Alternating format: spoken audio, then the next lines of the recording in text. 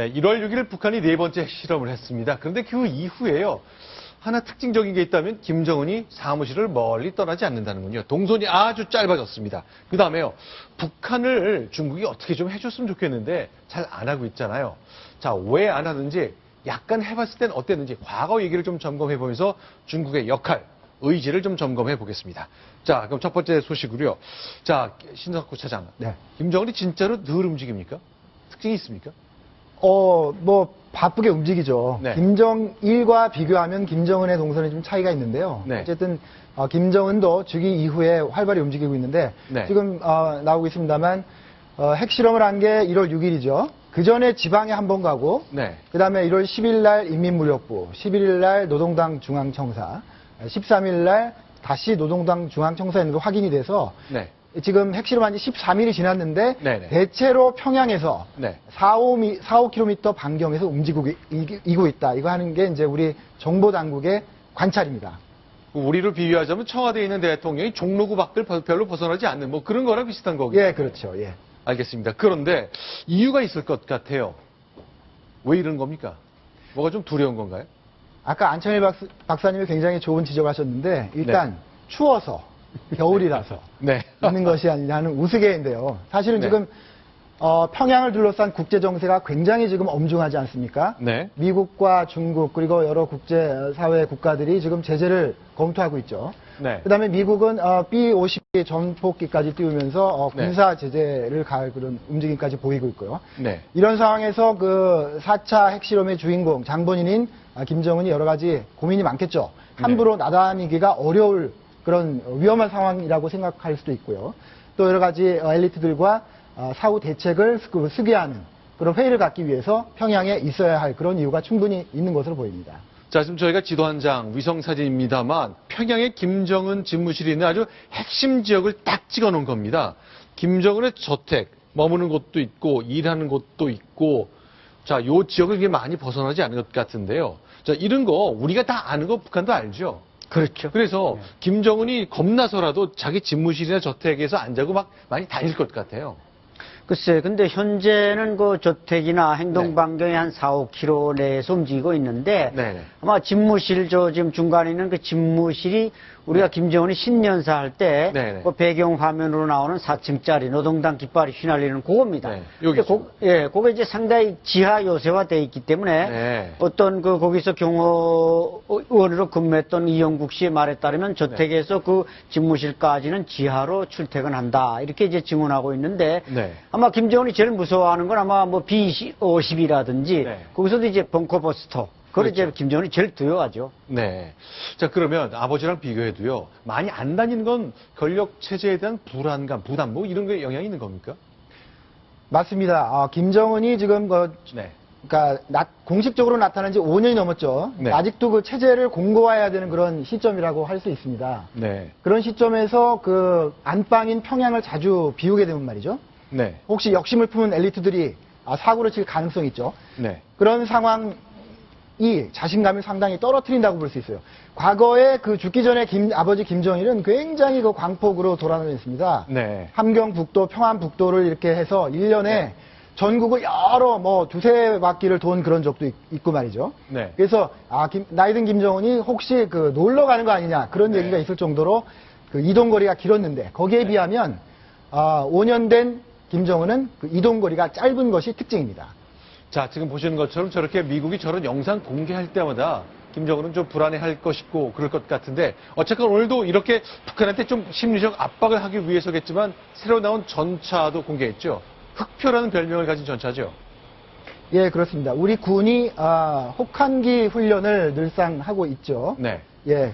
근데 올해도 훈련을 하는데 이번에는 북한의 4차 핵실험이 단행된 그 직후라서 훨씬 더 엄중한 그런 훈련을 하는 것 같습니다. 네. 지금 화면에 보고 계시는 게 흑표라고 불리는 그 신형 K2 우리 전차인데요. 네. 부교 없이 강을 건널 수 있다고 하고요. 네. 그 이동 중에 저렇게 포사격을 하는 그런 모습을 지금 보고 계십니다.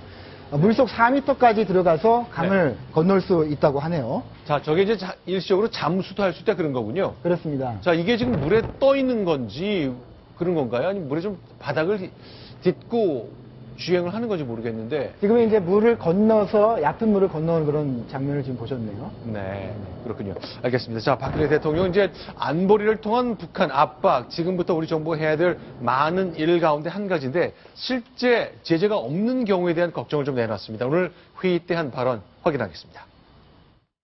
만약 이번에도 강력하고 실효적인 조치들이 도출되지 못한다면 5차, 6차 핵실험을 해도 국제사회가 자신을 어쩌지 못할 것이다 하는 잘못된 신호를 북한에 주게 될 것입니다. 이번에야말로 북한이 확실하게 깨달을 수 있게 해야 할 것입니다. 자, 5차, 6차 핵실험에 대한 걱정도 내놨습니다만 유엔 안보리 차원에서 중국이 얼마나 동의할지 모르겠습니다. 현재 흐름은 어떻습니까? 지금 안보리에서 이제 강대국들을 중심으로 논의가 진행되고 있죠. 그런데 우리가 예상할 수 있는 그 유엔 안보리의 제재 조치는 이미 캐리 미국 국무장관하고 네. 왕이 중국 외교부 장관의 통화를 뉴욕타임즈가 바로 그 핵실험 다음날 보도를 했거든요. 네. 거기 핵심적인 내용이 저런 것들입니다. 네. 원유 수입을 하지 마라. 네. 그리고 철광이나 석탄 같은 걸 사지 마라. 네. 그리고 북한 선박을 들이지 마라. 그런 것들이 골자가 이미 나와 있는데 네네. 지금 굉장히 비관적인 전망은 중국이 반대해서 그중에 일부도 실제로 결의 안에 들어가기가 어렵지 않느냐 이런 비관적인 전망이 나오고 있는 거죠. 자, 미국은 세게 하고 싶지만 중국이 동의하지 않을 것 같다. 뭐 반만 깎아도 다행이란 말이 나올 정도라는데 예를 한번 돌아보겠습니다. 3년 전, 그러니까 마지막으로 북한이 핵실험을 했을 때가 2013년 2월인데 네. 그 당시 상황 어땠습니까? 그 당시 이제 생필품 가격이 막 3배나 뛰었거든요. 네. 그러니까 북한은 뭐 치약시설에서부터 설탕, 식용유, 심지어는 그 말하자면 타이어, 그 자동차 타이어, 군의 집차, 모든 걸 중국으로부터 들어갑니다. 그렇기 때문에 네. 중국이 단동 세관을 봉쇄했다. 이것은 송유관을 잠그는 것만큼의 제재 효과가 있는데 과연 이것을 중국이 결단을 내리고 할 수 있는가. 그리고 또 하나 중요한 것은 네, 지금 보이는 저 장면은 3년 전에 최룡해가 그렇죠. 중국이 북한을 압박하니까 시진핑을 달래기 위해 갔던 그 장면이잖아요. 그렇죠. 저때 갔을 때, 저 차수 군복을 입고 이제, 시진핑을 접견하려다 시진핑이 군복 갈아입고 민간인복 입고 들어와. 그래서 저렇게 양복을 갈아입고 들어가서 겨우 만나고 돌아가지 않았습니까? 네.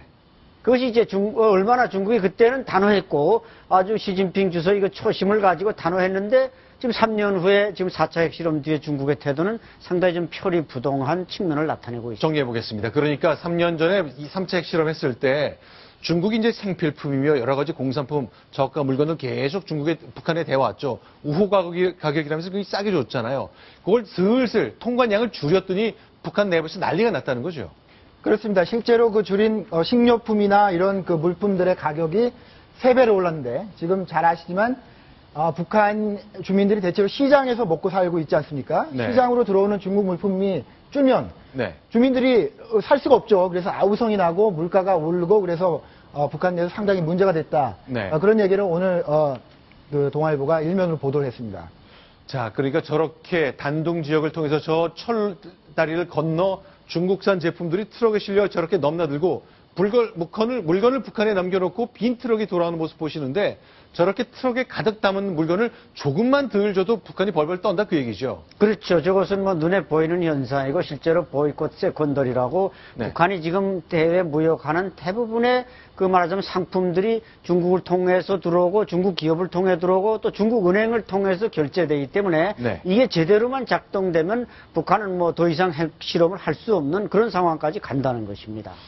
알겠습니다. 그러면요. 최근에 이제 저희 그 채널 A에 자주 출연했던 패널이신데 고영환 박사가 자, 북한 외교관 생활을 정리하고 국가정보기관에서 오랫동안 근무를 했는데 내부 얘기를 좀 들려줬습니다. 저희가 직접 인터뷰를 해봤는데 그 내용 보고 얘기를 계속 이어가 보겠습니다. 중국은 북한을 전략적 자산이라고 생각하는 측면이 분명히 있고요. 중국은 북한하고 국경을 하고 있거든요. 북한에서의 어떤 문제가 발생할 시에 중국이 위험에 빠지고 혼란에 빠지는 것을 두려워하는 마음이 있기 때문에 김정은 정권이 이후를 걱정을 하는 거죠.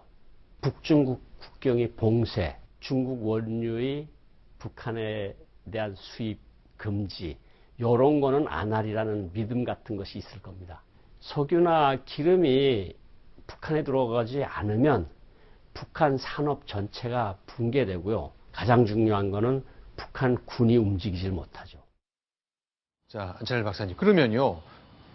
북한이 붕괴하면 어떻게 되는 겁니까? 중국이 그 상황을 가장 두려워할 것 같은데 난민이 넘어가서인가요? 아니면 한반도가 남쪽 주도로 우리 대한민국 주도로 통일이 되기 때문인가요? 아마 후자일 가능성이 저는 높다고 봅니다. 그러니까 이제 그 김일성도 이제 생전에 중국이 송유관을 3개월만 잠그면 북조선은 망한다. 이렇게 네. 결론을 내렸습니다. 그건 뭐 명리학 관한 일인데 어쨌든 중국으로서는 또 새로운 동북아 질서에서 지금 북한의 안보 가치가 좀 상승하고 또 최근 들어서는 또 대만까지도 저렇게 자신들이 유리하지 않은 쪽으로 변하다 보니까 어쨌든 중국의 입장은 이래저래 제재에서 발을 빼는 듯한 그런 자세로 나올 수밖에 없는데 이것을 우리가 어떻게 요리하느냐. 이게 이제 우리 대북 제재에서 아마 결정적인 변수가 될 것 같습니다. 자, 천영훈 전 외교부 수석 비서관이 한 얘기인데요. 자, 신석호 차장, 저 말을 어떻게 좀 이해해야 될까요? 저 말의 이제 배경은 그런 겁니다. 중국이 절대 우리를 버리지 못할 거다라는 그런 확신을 가지고 있기 때문에 네. 북한이 4차까지 핵실험을 하면서 중국의 말을 그렇게 무시할 수 있다는 거죠. 그 말은 무슨 뜻이냐면 적으나마 김정은이 합리적인 판단을 하고 있다라는 것을 깔고 있는 겁니다.